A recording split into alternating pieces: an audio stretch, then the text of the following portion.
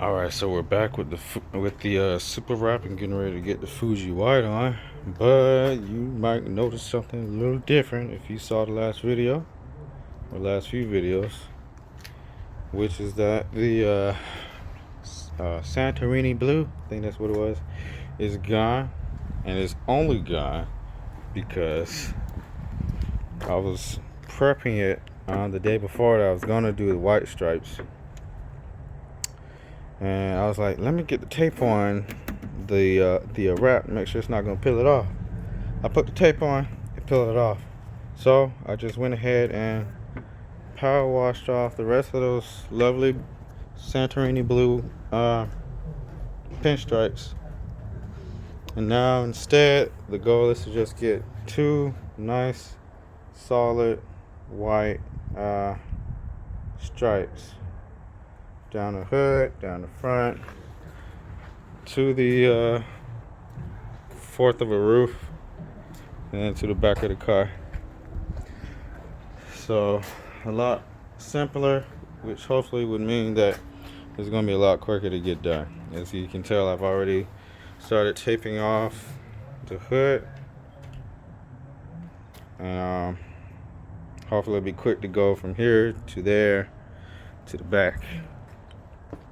Then it'll cover up the whole car again, and any surrounding areas. Maybe I'll even be able to actually freaking cover it off properly this time and not get a whole bunch of overspray. Make sure that line is straight. You see how straight that line is? Yeah, it's gonna be straight. Is it gonna be straight? I better check on that. But yeah. So I'm gonna get this taped off, covered up, and then get at it with that Fuji White. Alright, so I got everything taped off. Just need to handle these gaps, get all this extra tape off, and get it covered. Obviously you saw that I'm already started on that. And then once we got it covered, I'll probably put the top back up, of course. We'll be ready for spray. Gonna get this Fuji White. Alright, so we're finally gonna see the end product of these stripes. And this is roughly maybe 2 weeks after me actually getting the stripes done. And here is the final result. Oh gosh. No, I'm sure, ignore the dirt in the car, but I'm sure the main reason for all of this horridness is the simple fact that I ignored the rules on the can and decided to get this finished in like what, 33-degree weather or something like that. And I think I also screwed up on the sizing because the right side looks slightly bigger than the left side. But since, you know, it's ruined, I'll be spraying it off soon enough. I could just peel it off, but well, I think due to how it did it, it's not going to peel off properly. So we'll be getting sprayed off and just have to start from ground zero again. Of course, some of this stuff is from me again not taping it off properly. You can see it coming up right there. Right there. And it started peeling off from here the other day. I think with how I did it, it only lasted maybe a couple weeks before it gave up. Now the line quality, you know, try to get that line quality it looks pretty tasty. I mean, look at that. It looks pretty tasty. But as a whole, ignoring the whole overspray and all that, as a whole, with it being my technically third time, if you count the stupid blue pinstripes that came off shortly after, I don't see it as a huge failure. Maybe a big disappointment, yeah, but not a huge failure. You gotta look at the big picture. See, if you step back and look at the big picture, it looks good. You don't look at it too hard or too long, then it looks good. It's when you start examining stuff and being nosy is when things start looking bad. But yeah, so let's do a recap. Alright, recap. So I think my main problems was the fact that, one, I didn't take enough time taping everything off properly. Taping everything off and masking it and all that jazz. I had spent just a little more time and resources getting all the stuff I would need to properly tape it off, whether it was actual plastic coverings and all that or just some other stuff. Then I'm sure there would have been a lot less overspray that would have to get cleaned off later on. And then big problem number 2 is the simple fact that I was being impatient and decided to do it in like 45 to 33 degree weather instead of at the very least the summer weather that I initially did it in. Because when I did the wrap on my red car, on the wheels and then on the hood, I was essentially just using like leftover spray from what was left from what I did on the wheels. And while the color came out a little funky, the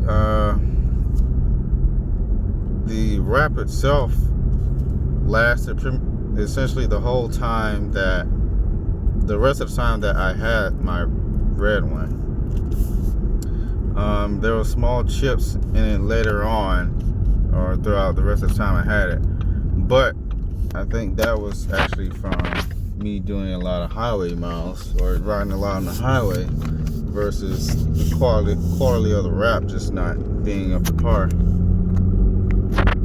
In this case, I decided to be impatient and do it in like very cold weather, which on the can, I think, and on their website and on their videos, I'm not sure. Either way, somewhere it says to apply the wrap, and I don't remember the specific temperature, but obviously not in very cold weather, and preferably not in very hot weather either, where you're getting direct sunlight. Obviously you want to do it, the best environment to do it is in an enclosed garage or enclosed area with some ventilation for your health, to where there won't be no outside contaminants getting onto the spray as you're doing the whole process. And another thing I'm sure is the fact that these sprays their intent is for the wheels. I guess you can technically use it to wrap the whole car if you want, if you get enough paint or get enough spray, Superwrap, whatever you want to call it, vinyl spray. But it's mainly advertised as a wrap for your wheels. So of course you'd have to do some, I guess, additional planning in terms of how much spray you're actually going to need, depending on what you're trying to do with the wrap. If you're just looking to do like pinstripes, like with the Santorini blue that I attempted to do, or like big bold stripes like these Fuji White ones, I'm sure given how much I was looking to put on, I probably would have needed a few more layers of the base coat alongside some additional layers of the top coat for it to have that necessary quality to make it where it'd be easy to peel off without it flaking off like you probably saw earlier in the video, or just completely peeling off on its own like how it's doing now. I'm sure if I at least took the necessary steps to follow those 2 points, then the lasting quality would have came out a lot better. It probably at least would have lasted the 3 months that I guess the 3-month time frame that they say to reapply the coats. On the can it says to reapply every 3 months to keep a fresh, glistening coat or whatever. Which of course I wouldn't have done either way, but that's besides the point. But I'd say, given those 2 inconveniences that I completely ignored, even given the circumstances that I did it in, the end result, at least to me, again, it being my technically 3rd time, the end result was still pretty good. The spray or wrap itself felt pretty good. It didn't feel like rough or sticky or whatever. It looked good when, you know, it was all together like how it's supposed to be. And as long as you didn't look at it too long, then even with the overspray on there, the end result still looked decent enough to drive around and not feel ashamed. So of course I will plan on doing this again sometime later on, and I will be taking the necessary steps to do it in the proper environment that you're supposed to do. I'll more than likely will be doing or attempting to be doing stripes again.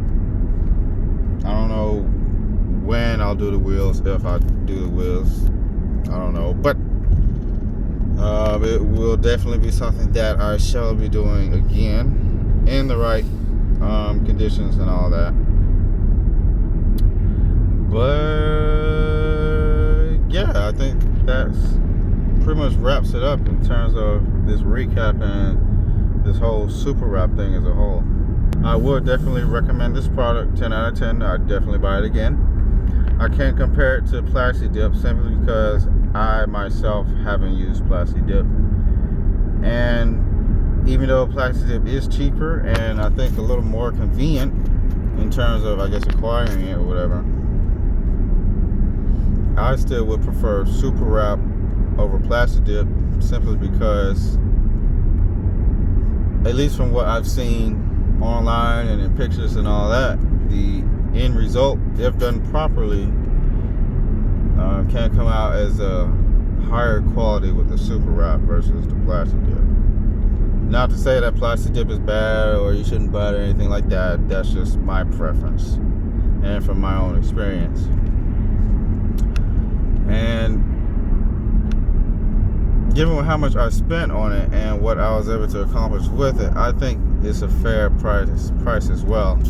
For one, what I ordered was a kit for an 18-inch size wheel, which I think it varies somewhat depending on what color you get, but on average it's usually 3 cans of the base coat and then 3 cans of the top coat.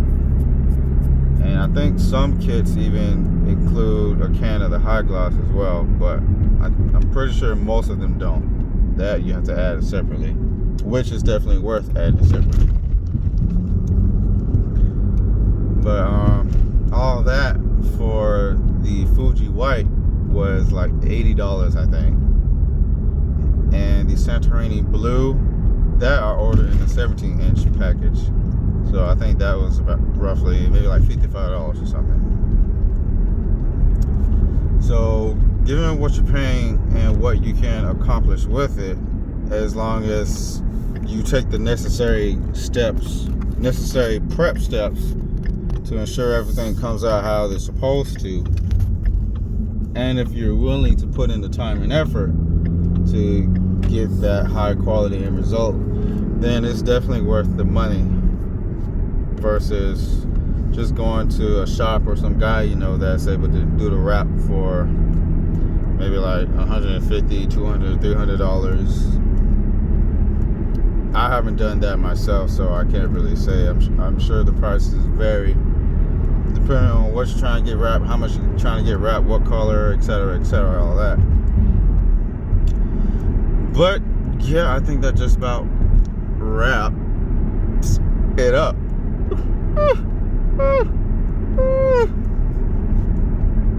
So yeah, I would definitely recommend Superwrap product if you're looking to find a more affordable way of getting your wheels wrapped or doing some kind of